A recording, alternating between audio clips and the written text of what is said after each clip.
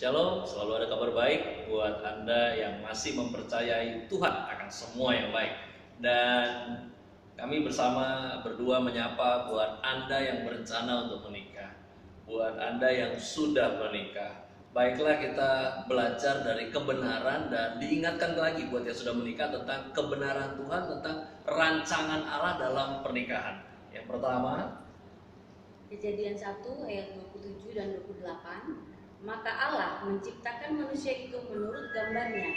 Menurut gambar Allah diciptakannya dia, laki-laki dan perempuan diciptakannya mereka. Allah memberkati mereka, lalu Allah berfirman kepada mereka, beranak cuculah dan bertambah banyak. Penuhilah bumi dan taklukkanlah itu, dan berkuasalah atas ikan-ikan di laut, burung-burung di udara, dan atas segala binatang yang merayap di bumi.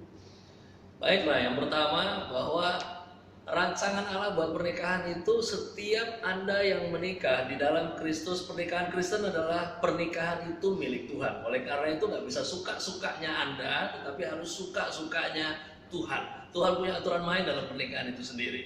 Jadi buat Anda yang akan menikah, buat Anda yang sudah menikah, baiklah Anda diingatkan bahwa pernikahan itu milik Tuhan. Jadi Anda harus ikut Tuhan punya aturan main di dalamnya. Yang kedua, Bilangan 30 ayat 6.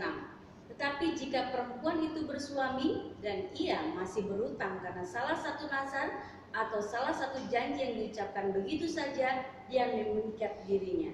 nah, untuk Anda ketika masih pendekatan, masih pacaran, itu adalah masa-masa di mana Anda saling memikat. Nah, namun ketika Anda masuk dalam pernikahan Kristen, Anda masuk pada fase di mana saling memberi diri untuk diikat. Oleh karena itu, jangan pernah berhenti untuk saling memikat, tetapi ketika Anda menikah, Anda harus memberi diri untuk diikat, bukan saling mengikat, tapi memberi diri untuk diikat. Dan untuk itu, ikatan kasih Tuhan terus memelihara hubungan Anda. Yang berikutnya, Markus 10 ayat 6 sampai 9. Sebab pada awal dunia Allah menjadikan mereka laki-laki dan perempuan. Sebab itu laki-laki akan meninggalkan ayahnya dan ibunya dan bersatu dengan istrinya, sehingga keduanya itu menjadi satu daging. Demikianlah mereka bukan lagi dua, melainkan satu.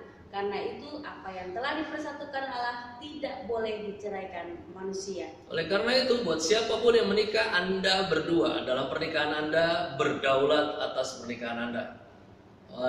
Jangan lagi Anda dibawa aturan main orang tua, tapi Anda harus dibawa aturan main kebenaran firman Tuhan. Oleh karena itu Anda yang adalah pria, pimpin rumah tangga Anda dimulai dari memberi diri Anda dipimpin oleh kebenaran Tuhan. Yang berikutnya, Efesus 5 ayat 32.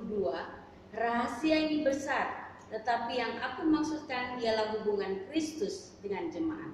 baiklah, yang terakhir kembali diingatkan bahwa pernikahan dua orang, laki-laki dan perempuan di dalam kekristenan bukan tentang dua orang itu lagi, tetapi rahasia yang besar, yaitu bagaimana pernikahan Kristen adalah gambaran dari hubungan Kristus dengan jemaat. Baiklah, Anda yang mau akan menikah, maka Anda diberitahu, Anda yang sudah menikah, kembali kita sama-sama diingatkan. Saya Pastor George Ferry bersama dengan Fiona mengingatkan kita sama-sama berjalan dalam caranya Tuhan dan sampai pada tujuan Tuhan dalam pernikahan. Di dalam nama Yesus Kristus Tuhan, Tuhan Yesus memberkati.